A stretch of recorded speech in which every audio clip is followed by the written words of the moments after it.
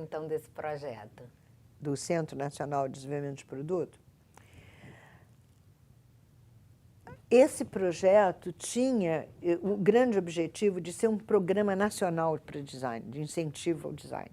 E, ao mesmo tempo, um centro ele teria um laboratório para experimentação, para teste de produtos, teria uma parte para desenvolvimento de pesquisa propriamente, teria uma parte de avaliação de produtos já existentes, teria uma parte de workshops para empresários, e teriam até uma certa intenção de fazer curso de especialização em design.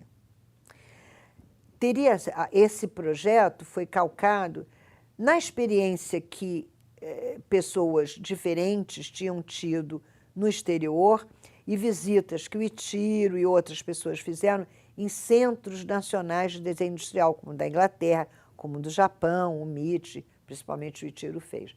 E o da Coreia também.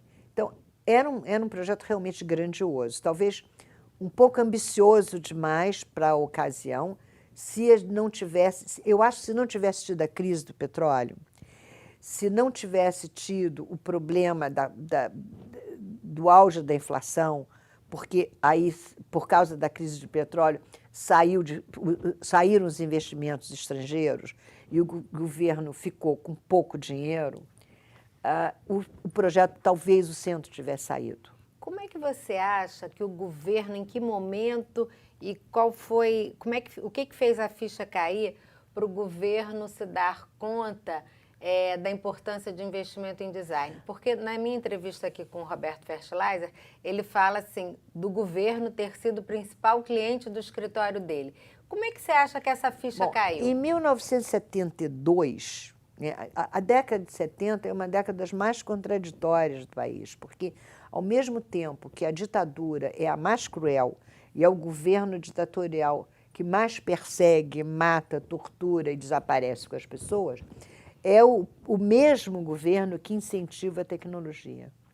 O Brasil deu um salto, foi a primeira vez que o governo fez planos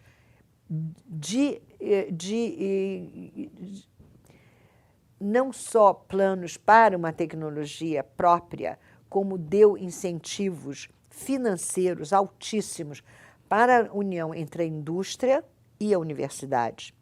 Então, isso foi assim fundamental naquela década, o que é a grande contraste, né? Você, numa era de tanto fechamento, ter tanta abertura e tanto dinheiro. O ministro Pratini de Moraes, por algum motivo, eu até estou escrevendo isso, estou pesquisando isso, ele era um campeão do design. Se você lê os jornais da época, de 71, 72, 73, e eu estou fazendo uma pesquisa bibliográfica grande, você vê quantos artigos saíram sobre desenho industrial e da importância do desenho industrial ser um instrumento de inovação tecnológica, que é uma ideia nova na época, até hoje é uma ideia nova, e que tinha que ser incentivado para a melhoria do produto nacional, principalmente para exportação. Eles não estavam querendo que se copie, palavras textuais do ministro, eu não quero um desenho que copie o desenho do exterior, mas um projeto inovador brasileiro, mas que possa ser de consumo externo.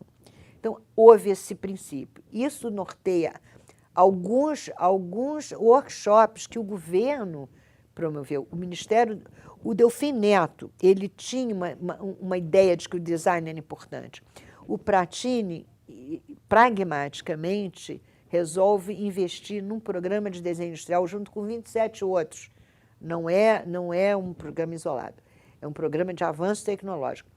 No primeiro PBDCT, que é um dos planos nacionais de avanço tecnológico, na apresentação, o Reis Veloso, que era o ministro do Planejamento, que apresenta ao Médici o projeto, ele cita textualmente a importância da engenharia, ele diz engineering e industrial design.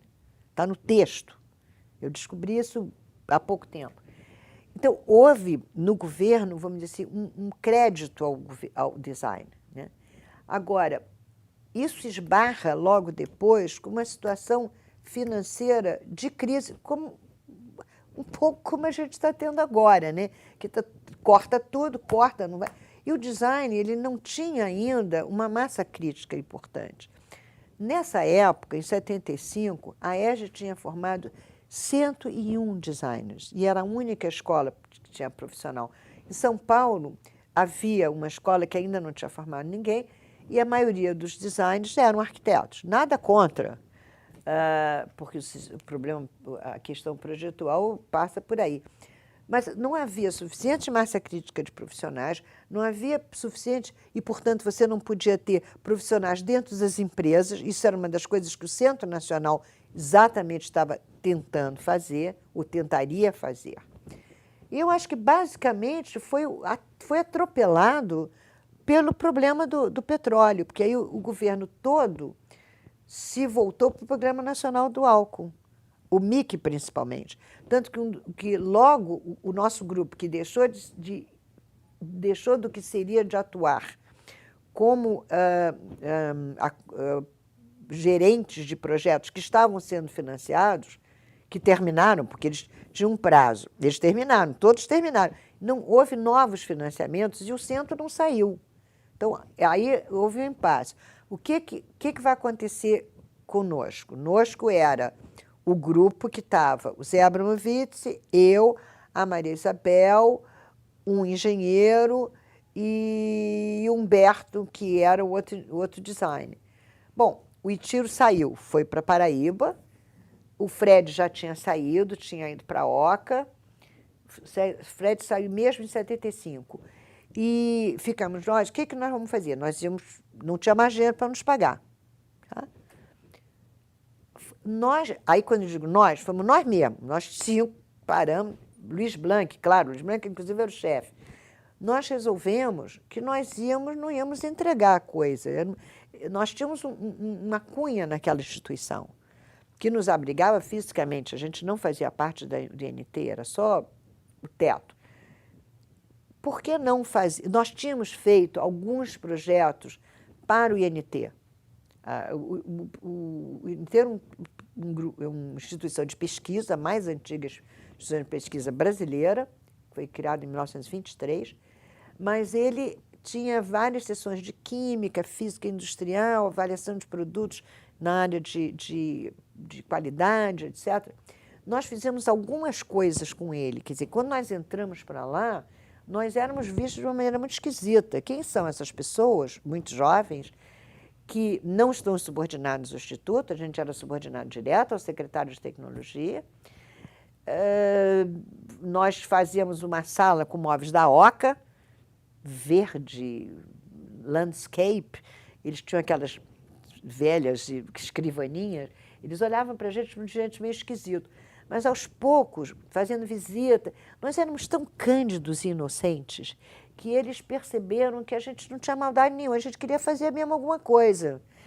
E a gente foi num laboratório aqui, fazendo um negócio de teste aqui. Ah, não, a gente pode criar um instrumento aqui para melhorar o teste de vocês. Vamos fazer isso juntos? Então, a gente começou a ser simpático à instituição. E quando, em 76, fica claro para a gente, ninguém disse que não ia sair, não. Nunca houve ninguém que disse assim, olha, o centro não vai sair. Não, era um silêncio total absoluto. Né? Ninguém disse o programa 06 acabou. Não, acabou o financiamento, não tinha mais dinheiro, ninguém mais pedia financiamento, acabou. Mas ninguém terminou. Né? Morreu de morte moída. Foi uma morte matada. Aí a gente, bom, e agora? O que a gente vai fazer? Aí a gente falou, vamos fazer projeto. Por acaso, por causa das coisas que a gente fazia, a gente tinha conhecimento com outras pessoas. Especialmente eu tinha feito a curadoria de uma exposição de tecnologia na Bahia, diretamente com o secretário. Eu tinha conhecido muita gente tinha conhecido a gente. Então, o primeiro projeto de cliente externo foi o CTA, o Centro Técnico Aeroespacial, que é um baita de um cliente, né? Não é um clientinho. Eles tinham uma turbina que eles queriam acoplar um gerador para criar uma turbina gerador para colocar aquilo em campos de pouso, onde jogados no país, posso jogar de paraquedas, né? Para ser um campo de pouso em lugares ermos, em hospitais de campanha ou mesmo em pequenas cidades, quando faltasse energia elétrica. Então, o grande problema não era encapsular ou fazer uma carenagem para isso, era que não tivesse mais que 45 decibéis, por causa do hospital, né? Então, foi o nosso primeiro projeto. Foi um cliente importante. Esse projeto teve financiamento, então, nos pagou. Então, na verdade, nós não éramos um escritório de projeto, porque nós não fazíamos qualquer coisa. Uma das coisas que nós, quando eu digo nós, vamos dizer, o grupo, decidiu, por autogestão, de que nós não procuraríamos fazer projetos que escritórios pudessem fazer. É muito mais fácil para um grupo que está dentro de uma instituição de pesquisa fazer um projeto para o CTA, que o CTA ir procurar um escritório. Naquela época, 75, 77, vamos dizer, isso era início de 77, você pode contar com muitos poucos projetos de produto no Rio de Janeiro, os de São Paulo eu não conheço.